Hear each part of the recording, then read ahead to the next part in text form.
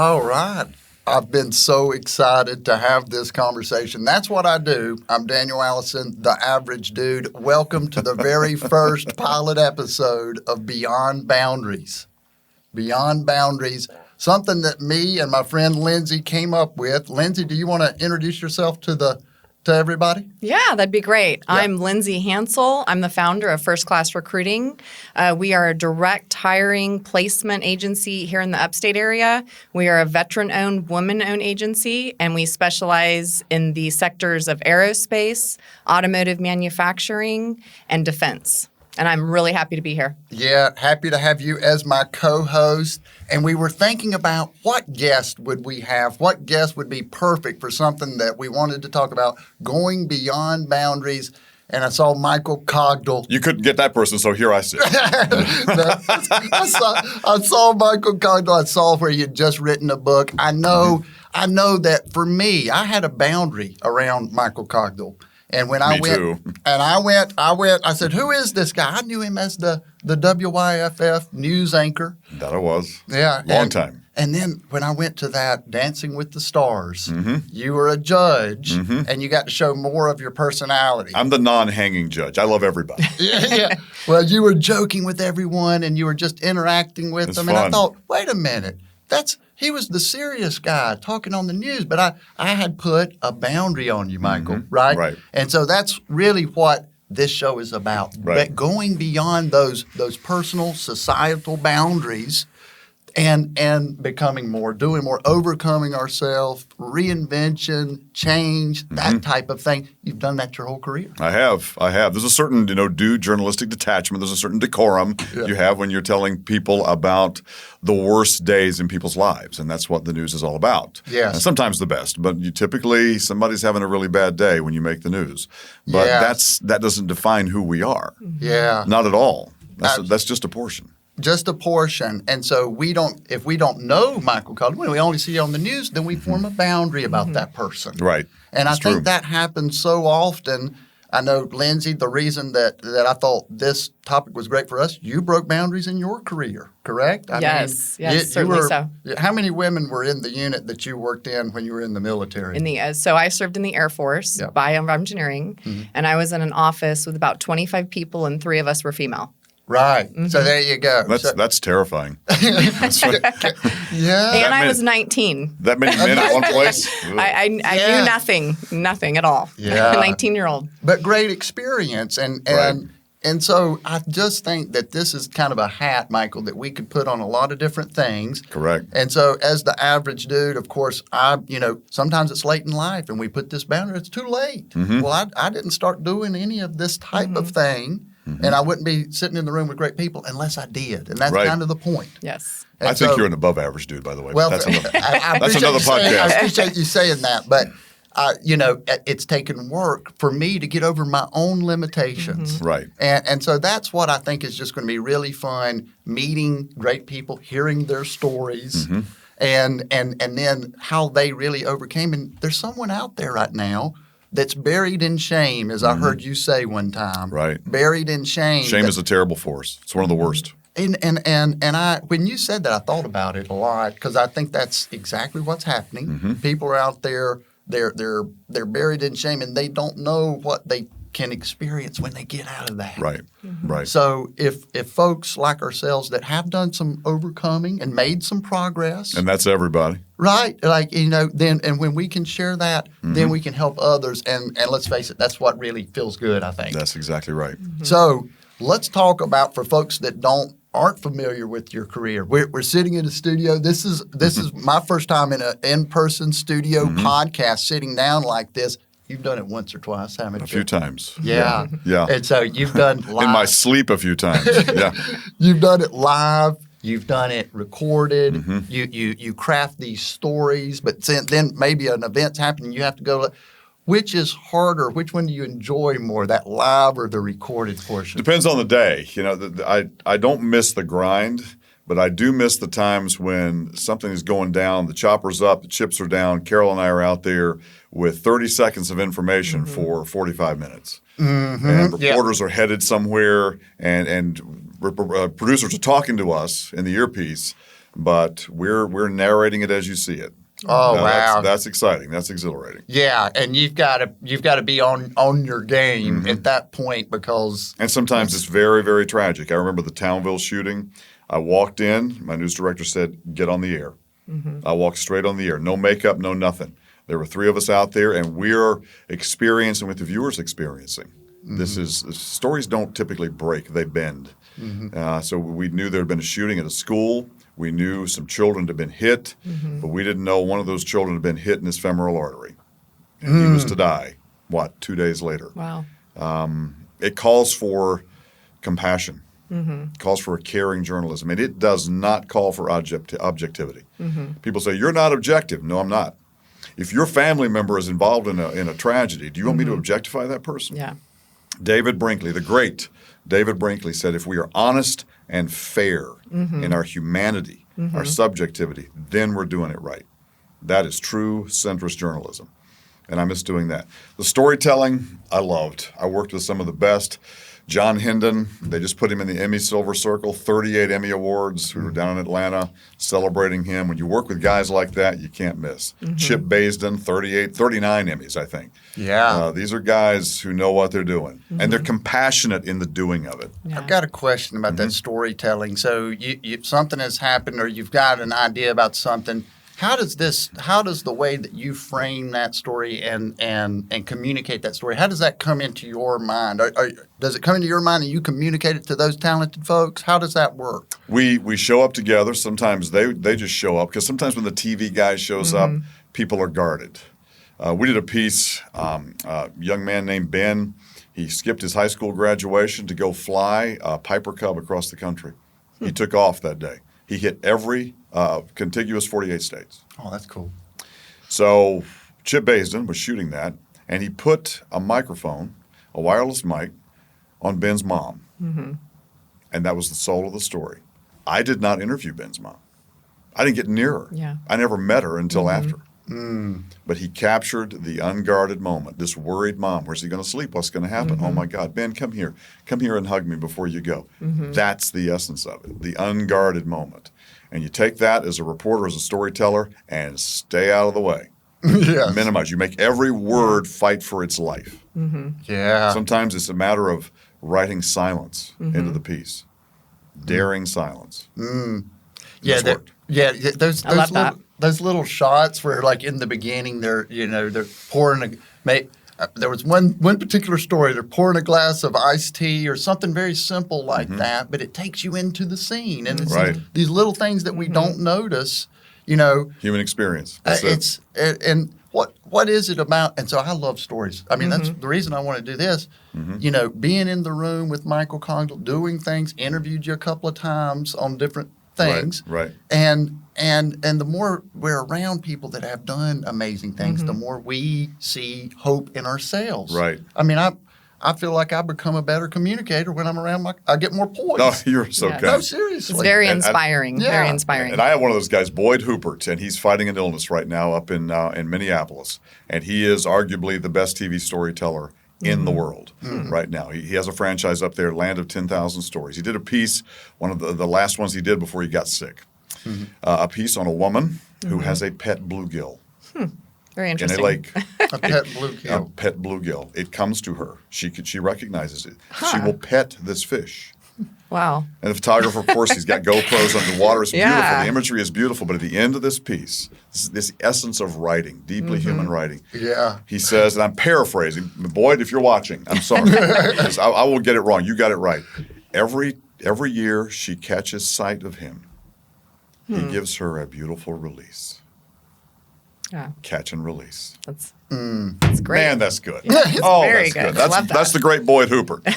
That's right. And you see how simple that is? Yeah. You turn that thing inside out. You surprise someone with a turn of phrase like that. That's Take a great. cliche and mangle it.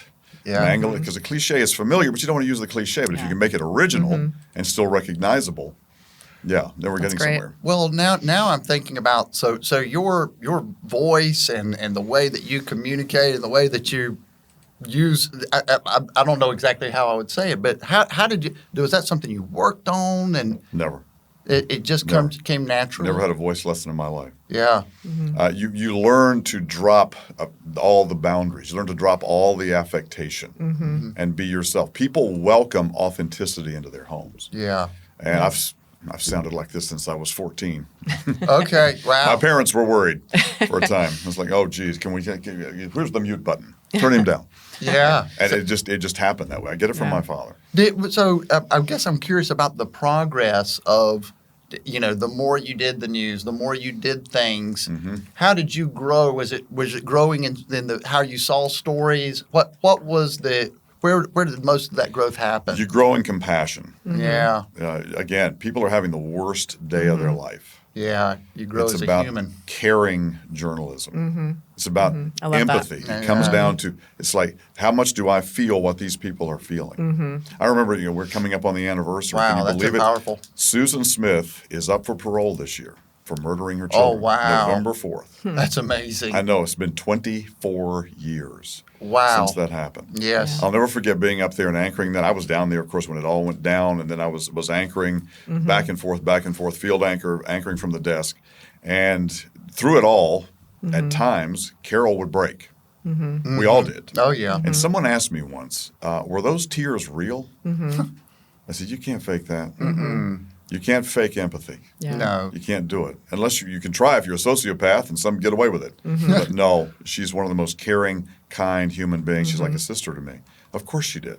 Yeah. Of course she broke. Two little boys drowned and stayed in that water for 9 days. Yeah, of course she did. What is it that, what you're saying about being authentic and, being ourselves, it works in sales, it works in relationship building, it works in content, it works in why do we have such a hard time being authentic? Because we're trying so hard to be someone else, because we're ashamed.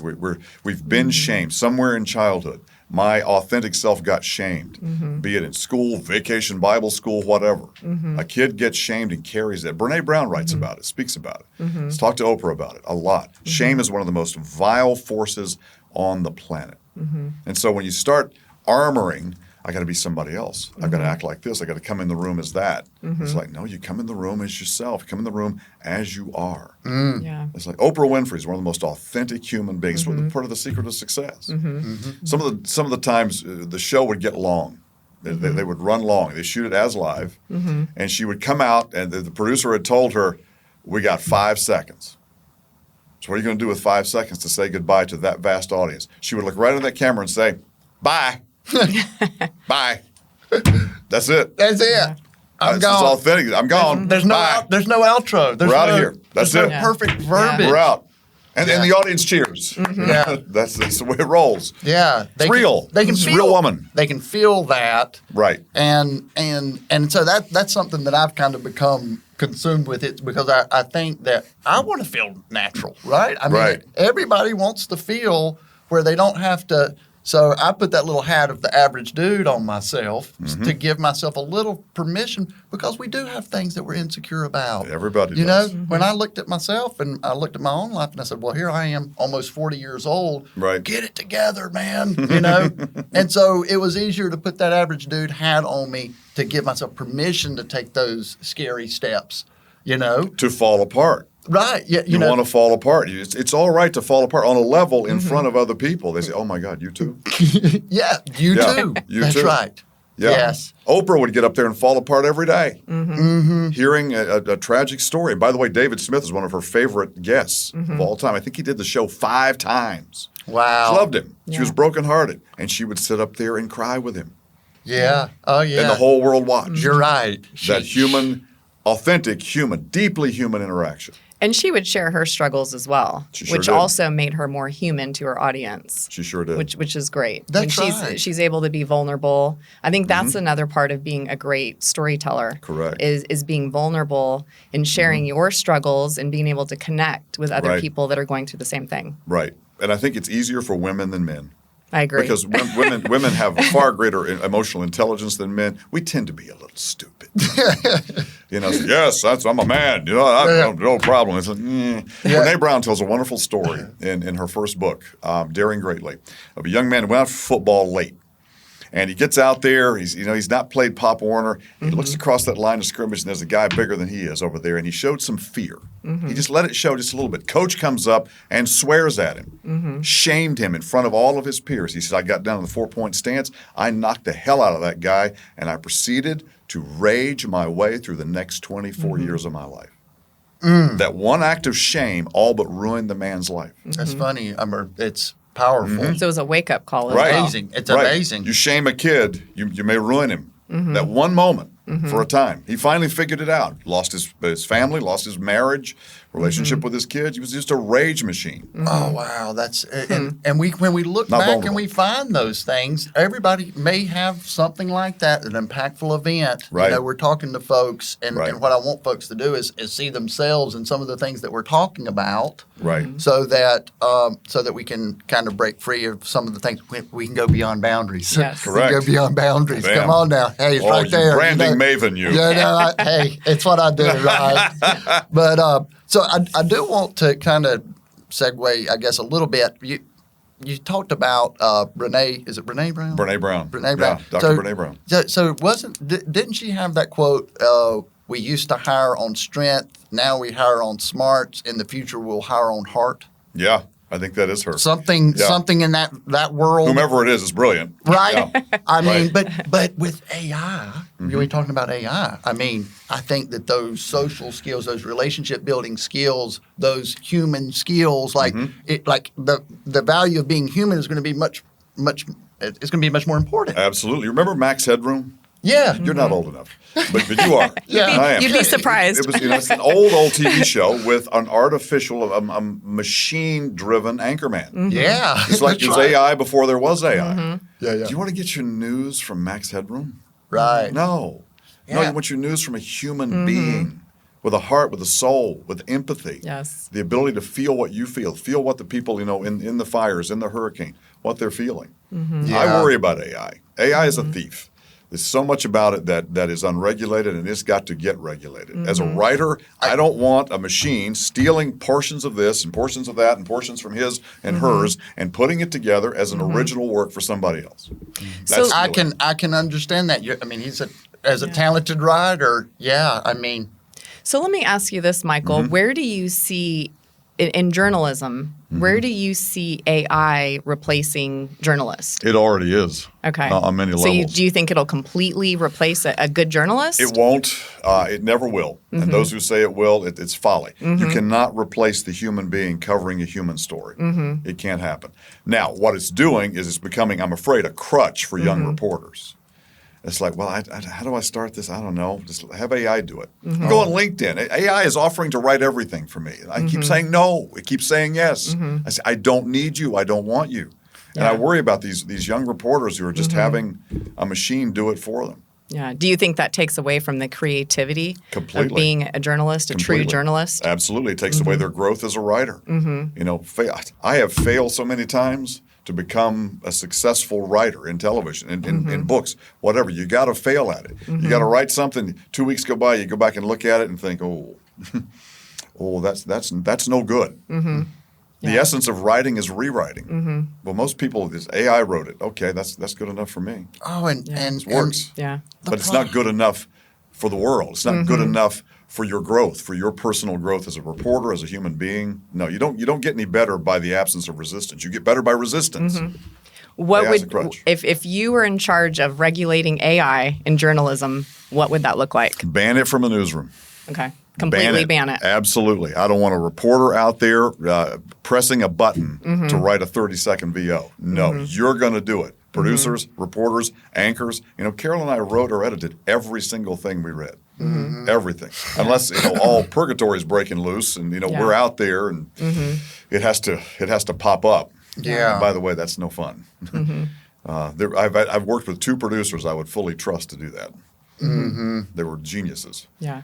Well, they're probably missing something in that development of what they're going to say. They're also, anytime we see something that's fully written by AI, it lacks emotion. It sure does. I mean, it can be perfect, but we're like, what's wrong with this? Right. And that's just kind of what we're talking about. And I think that might be, part of that boundary is staying staying like we're supposed to be, but that next level is being human, being empathetic, showing your heart, showing Correct. that you're a human, showing Correct. vulnerability, like you said. Right.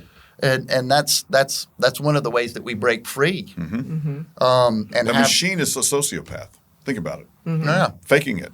yeah. There's the wonderful book, The Sociopath Next Door, and that writer asserts that like 1 in 24 of us is a sociopath.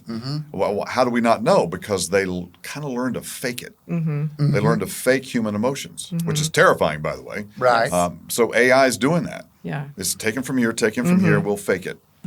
I can Yeah. tell. You can tell. You can tell. That's not a person writing that. It's not a Yes. human being. It's a machine. So let's talk about. I thought about your career and. Oh, that's too bad. It's a long one, man. I'm tired. That's a lot of thinking. Hey, Well, I'm tired of being inspired.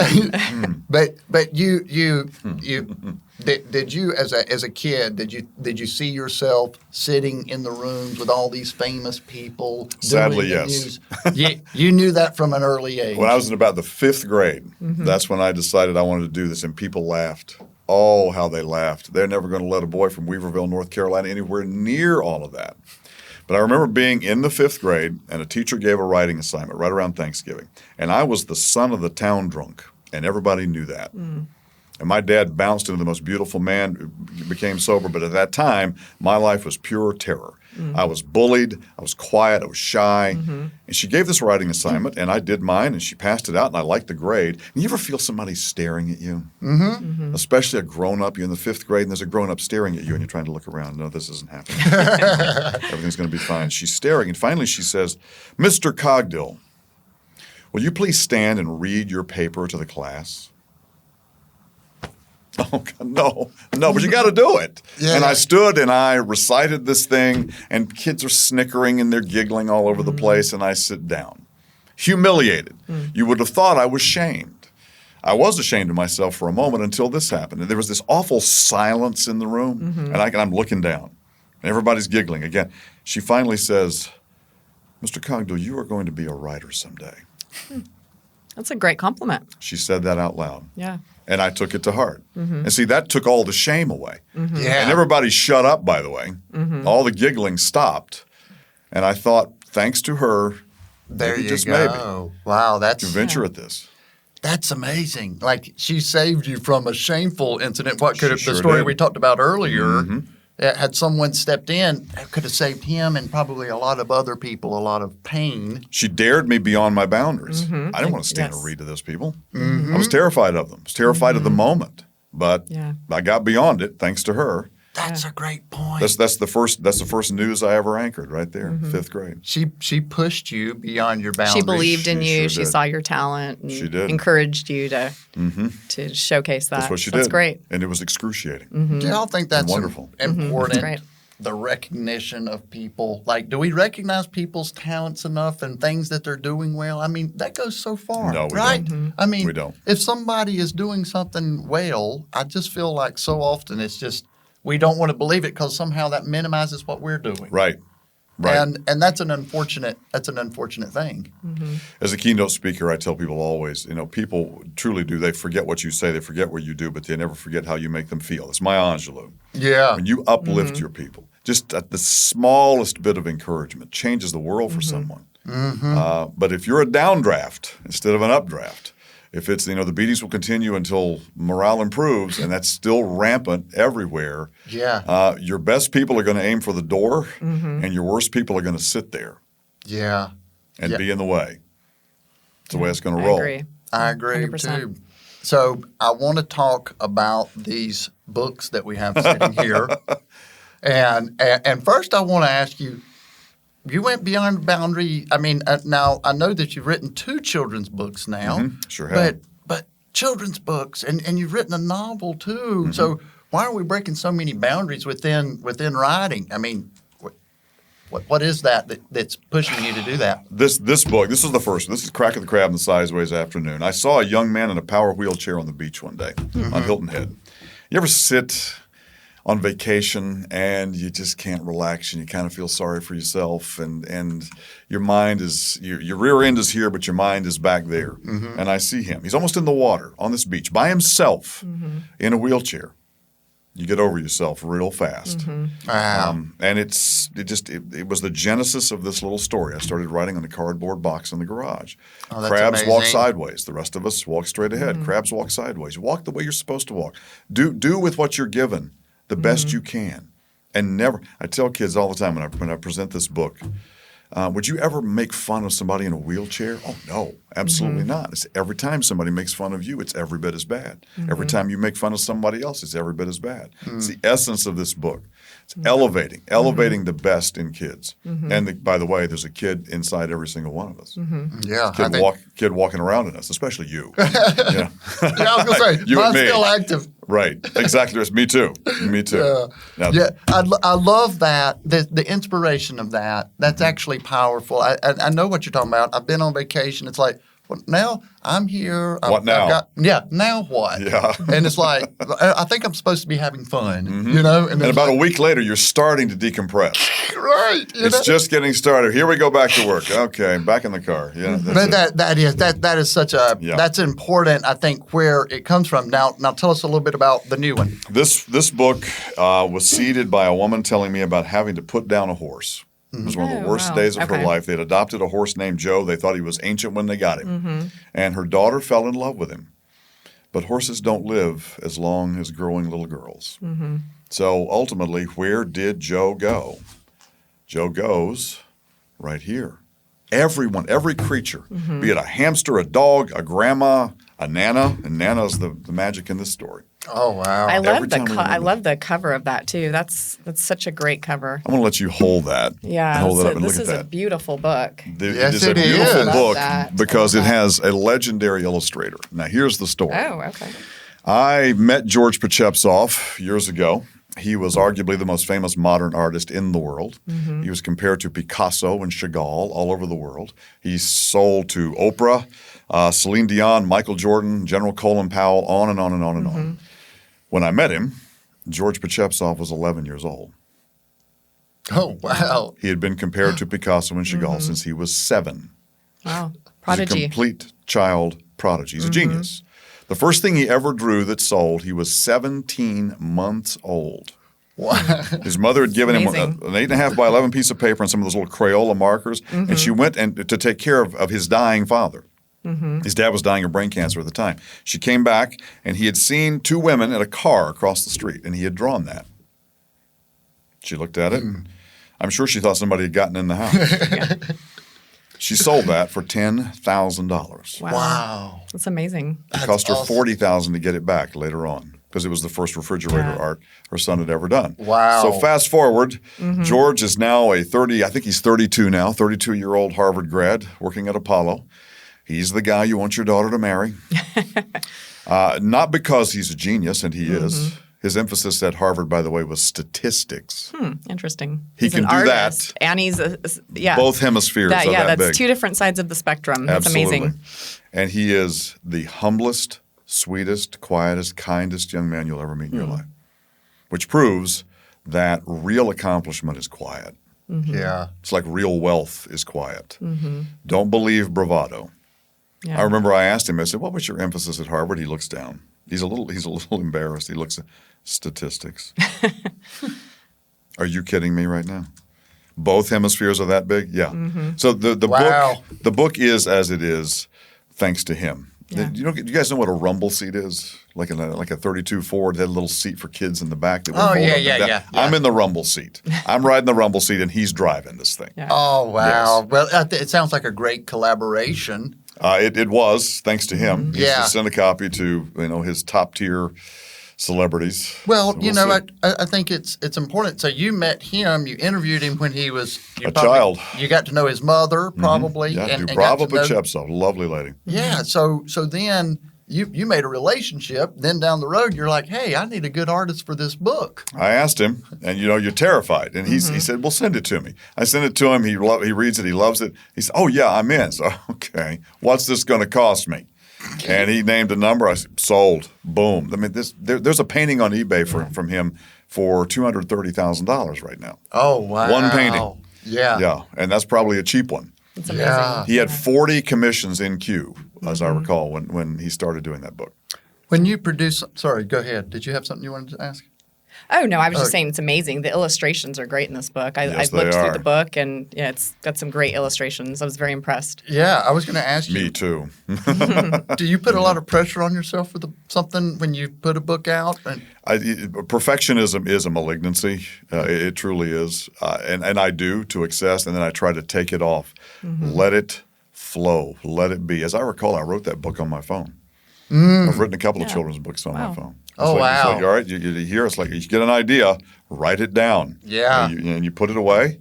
You come back to it. You put it away. You come back to it. The next thing you know, you have a story. oh, yeah, that's And you're So- always refining it. What was your true inspiration for this book? Was there somebody that inspired you or an event that inspired you? What inspired you to write this? Hearing that lady, but the inspiration was forward-looking. It was not a matter of presence. When I wrote that book, I could not see my wonderful wife coming. And my wife and I are a miracle. We're still newlyweds. We've been married 1 year and 4 months now. Oh, that's amazing. But there was something inside of me. No matter the shadows, no matter the darkness of any day. I was working in TV at the time. You're out there dealing with tragedy all the time. But I knew, somehow I knew she's coming. She's going to end up here. And a Methodist minister, as a mutual friend, decided to introduce us. And I was so done. I'm finished. I'm out. That's it. I'm tired of this. I'm not dating anybody else That's ever when again. it happens. That's when it happens. That's when it and happens. that's when you move beyond the boundary. Yes. Right, exactly right. I took one look at her. It was like looking into the sun. I had to look away, and I got married in Yeah. that moment. This is a book about the overwhelming power of love. Death is no match for love. There's no force in the universe that's any match for love. And I knew that somehow when I was writing the book, and then Danette shows up. So now I understand what the book is about. Yeah. But that was in there the whole time. And this gift that George has is in there. He dares to let it out. He dares to release it to the world. It's amazing. So this book is dedicated to your wife and the To love my, that to you my feel wife for and your my wife dad and my daughter. and your Yes. daughter. Yes. That's amazing. I love that. And it was not, I didn't know her name when I wrote it. Now there's a dedication in there Wow. to her. I love that. That's a Oh, great yeah. story behind a great story. Oh, I would give my life for her 1,000,000 times. If I had 1,000,000 lifetimes, line them up, I would give them for her. That's So- how we are. I love that. That's I love her. powerful. And it makes me think of one of the things that I wanted to mention as we're closing up here. Moving beyond boundaries, it takes certain things depending on the situation. A powerful motivator is love, right? To move us beyond the most powerful boundaries, to find that love. That's why I like watching a good inspirational video sometimes, something that really kind of tugs on the heartstrings. There's the Olympic, when the dad runs out to help the son Right. around the track at the Olympics. That one Right. gets me every time. I Right. mean, but things like that is motivation. So for y'all, what motivates you to move beyond boundaries? You've done it in your career. You've done it in your career. So we're going to close out with that. We'll let you go first, Lindsey. I was going to ask Lindsay that. I said, I want to know what got you here, Lindsay. Yeah. What got me here? What got me in the studio with my friend over here? Yes. And to this point in life, to Yes. this blast off point in life, to this arc in life. Yeah. How did you get to this point? Yeah. So I think for me, as a young girl, I also am a very creative person. I was actually going to go to school to be an interior designer. And I had an uncle that had retired from the Air Force. And he said, Lindsay, have you ever thought about the military? And I thought, I don't know. I'm very prissy. I like to get my nails done. I'm just, I don't know about the military. Yeah. So he talked to me about it. He said it'd be a great experience. So finally, I went and I talked to a recruiter, an Air Force recruiter, at the young age of 18. And he also was very motivating, and he had great things to say about the military. So he worked on me for about 6 months. And then finally I decided, you know what? The Air Force is where I want to be. So I had a job in retail, and I was in high school, and I left to go into the Air Force at the age of 19. And I went to San Antonio, Texas to basic training. did that. It was hard? It was very hard. Yes. Yeah. When I was 19, I used to roll my eyes all the time when someone told me something I didn't want to hear. Oh, I was boy. an atypical teenage girl. Oh, wow. So I got in trouble a lot for rolling my eyes. So I had bet. to get over that. Fast. Yes. I had to get over that real fast because I got yelled at quite a bit for that. And then after that, I went to tech school, and it was the best thing I ever did. It was a great experience. I encourage young women to break boundaries by doing things that people tell them they can't do. There was something inside of you that you went in the military with, and you didn't know it was there until you came out, right? Yes. Right. It was a great experience. And then from there, I did my 6 years in the military. I went on to get my MBA, and I worked in finance for a while. And then after that, I moved out to South Carolina about 16 years ago. Absolutely love it here. This is home for me now. Right. And that's actually when I got into recruiting. So I actually went to a job fair, and I met two people that had started a new franchise. And they said, "Hey, what do you think about doing business development for us?" And I knew nothing about recruiting, but I thought, okay, I'll try it. I could do that. I can talk to people. So I did that and started my own company, my own recruiting company almost 10 years ago, First Class Recruiting, and just never looked back. And it's been a great experience. I mean, I love meeting new people, talking to new people, helping people discover what their next career move is going to be. And it's been a great experience. Yeah. Right. Yeah. Mine is similar to yours. The capacity that you develop, and you have to grow it, to believe in something you cannot see. My dad, prior to that moment on the kitchen floor when he got sober, was one of the worst men you could possibly describe. He and my grandfather was very much the same, an opium addict. They're in my novel. Something happened on that kitchen floor. It was a God thing, call it whatever, that changed the man. I did not see him coming. When I saw that, to witness the miracle of that, you learn to believe in something you cannot see, including something in yourself. Nobody could see the career I had coming, including me, but I believed in it. And it occurred to me just recently, watching my father bounce into the most beautiful man I will ever know in my life. He was gracious and kind. He was so contrite. He spent the rest of his life trying to live up to my wonderful mom, Miss Polly, who was a bigger celebrity than I will ever be. Everybody loved Miss Polly. She was that lady. Somehow, she could see it. And somehow she taught me, the two of them together taught me to believe in what I could not see. The career, Danette, my wonderful marriage, this book, that book, the movies we're trying to make, all of that. It's not here yet. Yeah, tell me about that movie, She Rain, right? She Rain. Oh, you've been reading. Can't wait to see that. Yes. We want the great Jeff Bridges to play Rev Lou in She Rain. She Rain was seeded as a part of my trying to dig my grandfather out of the early grave that he went into. I never knew him. He was an opium addict, terrible man when he was on that stuff. And so I began writing a book because I wanted to experience him. But you don't have a novel until you have a girl. Yeah. And my mother told a story one day. She'd kept it to herself. I was 45 years old, about going across a schoolyard and handing half a sandwich to a little girl who was eating, shamed, eating with her face in a bag because she was so poor and so bullied in that schoolhouse. There's the girl. There's Mary Elizabeth. That's Mary Elizabeth. My mother gave me that. And by the way, I said, why have you not told me that story? And my father said, well, get behind me, boy. It's the first I've heard of it. It had been kept between two little girls. And it shows you the power of what can be in a human life, even things we cannot see yet. We believe in them. That's powerful. And it's amazing how you pull these stories from real life and you kind of craft that and make that character and create that character. Absolutely. Yeah. That's so interesting. What your dad did, the boundary that your dad moved beyond.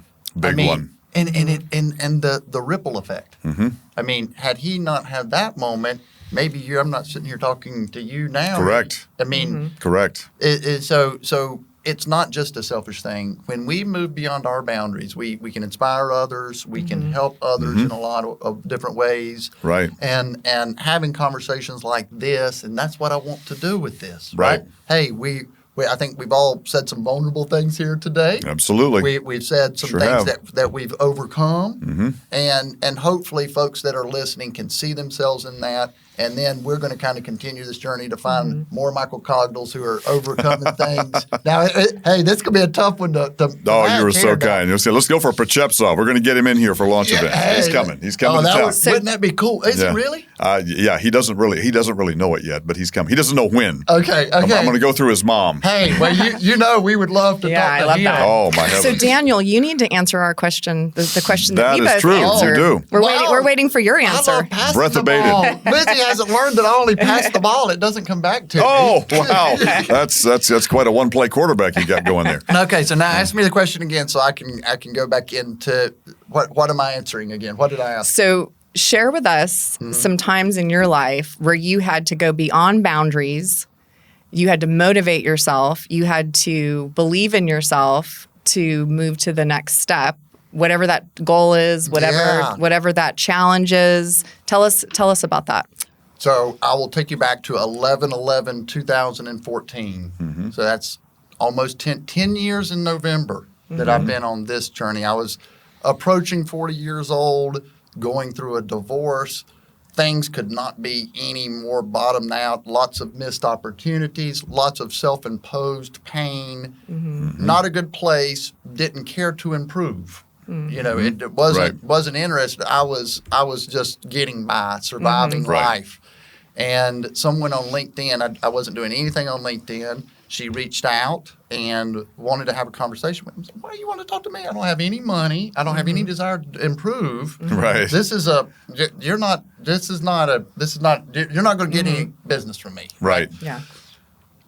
And I decided to take the call. She stayed on it. And I took the call